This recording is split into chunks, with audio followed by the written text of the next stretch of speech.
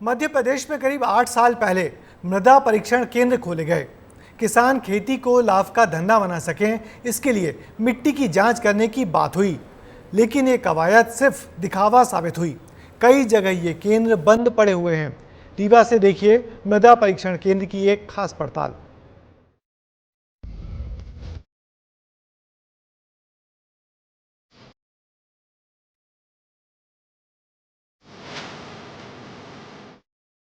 मिट्टी की गुणवत्ता जांचने के लिए ब्लॉक स्तर पर मृदा परीक्षण केंद्र बनाए गए। लाखों रुपए खर्च करके संसाधन और भवनों का निर्माण किया गया, लेकिन वहां मिलता क्या है?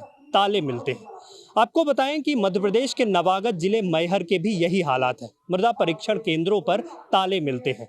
मृदा का परीक्षण कराने आए हुए किसानों को मायूस होकर वापस लौटना पड़ता है और अधिकारी और जिम्मेदार प्रशासन भी इस पर अनभिज्ञ नजर आता है। चारों तरफ उगती झाड़ियां बताती हैं कि ये जगह बरसों से बंद है। भवन के अंदर फैली गंदगी बताती है कि यहाँ बरसों से कोई आया नहीं, और जंग लगा ये ताला बताता है कि इसकी किस्मत में शायद कभी खुलना हुआ ही नहीं। ये तस्वीरें मैहर के मृदा परीक्षण केंद्रों की है। किसानों को मिट्टी की सेहत बताने के लिए लाखों रुपयों से इसका निर्माण कराया गया। मकसद नेक था, लेकिन कोशिश उतनी ही नाकाम हुई। किसान यहाँ अपने खेतों की मिट्टी लेकर पहुंचते हैं, लेकिन जब मृदा परीक्षण केंद्र खुलते ही नहीं तो उनकी मिट्टी की जांच करेगा कौन? अब ये मैं मिट्टी चेक करवाने लाया था, लेकिन यहाँ कोई नहीं मिली है और मैं किससे चेक करवाऊँ? धूप में आता हूँ, परेशानी के अलावा कुछ नहीं सर मिलता। 10-15 साल से बना हुआ है, कभी मिट्टी नहीं चेक होती है। यहाँ पर आते हैं सर जी, हम मिट्टी लेकर के आज 15 साल से रेगुलर आ रहे हैं यहाँ पर। यहाँ 15 साल से आ रहे हैं। यहाँ पूरा जंगल का जंगल पड़ा हुआ है, न कोई अधिकारी है न कर्मचारी है। बताइए, हम ये मिट्टी लेकर के जाते हैं रीवा सतना जांच करवाने जाते हैं। हमारा जो है तो कौन देखे, कौन सुने, कौन समझे? न नेता देखते हैं, न कर्मचारी देखते हैं, न और कोई पब्लिक देखते हैं। बताइए हम कहाँ लेके जाएं इसको? पहले ये समझ लेते हैं कि आखिर इस योजना की शुरुआत कब और कैसे हुई। मृदा परीक्षण केंद्र 2015-2016 में इस योजना की शुरुआत की गई। एमपी के 53 जिलों में बनाए गए केंद्र, 265 मृदा परीक्षण प्रयोगशाला बनाई गई। करीब 130 करोड़ की लागत से निर्माण हुआ। एक परीक्षण केंद्र पर औसतन 36 लाख रुपए खर्च हुए।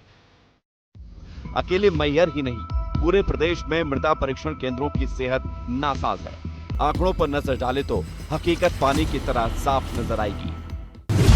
मृदा परीक्षण केंद्रों की जांच, 265 में से 219 प्रयोगशाला बंद।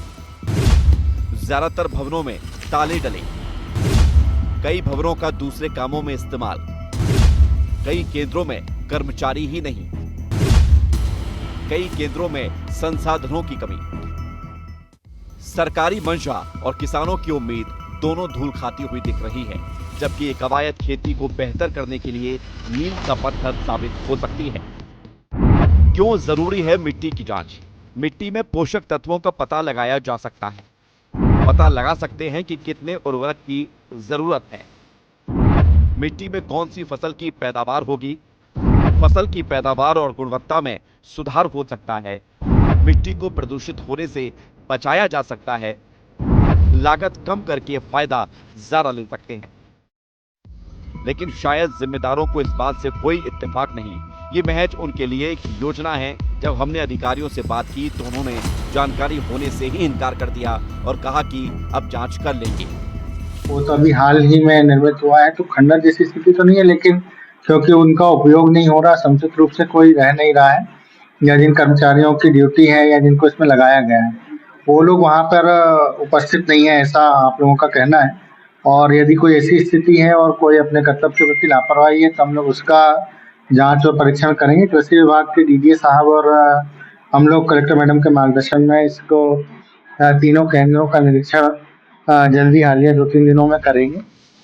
उम्मीद है कि अब अधिकारी किसानों की उम्मीदों को पूरा करेंगे और सरकार की उम्मीदों पर भी खरा उतरेंगे, क्योंकि सरकार सिर्फ योजनाएं बना सकती है, लेकिन योजनाएं चलेंगी कैसे ये प्रशासन को ही देखना है। क्योंकि हालात ऐसे ही रहे तो ना तो इन परीक्षण केंद्रों का लाभ किसानों को मिलेगा और ना ही करोड़ों रुपए का सही इस्तेमाल होगा। तो सवाल उठता है कि अब शासन और प्रशासन इन दम तोड़ रहे मृदा परीक्षण केंद्रों की जांच कब करेगा।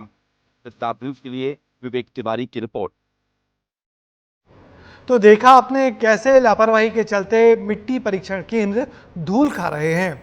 यहाँ सवाल मंशा पर नहीं बल्कि सिस्टम पर है, क्योंकि बड़ी बड़ी प्रयोगशालाएं तो खोल दी गईं, लेकिन उनकी मॉनिटरिंग नहीं हुई।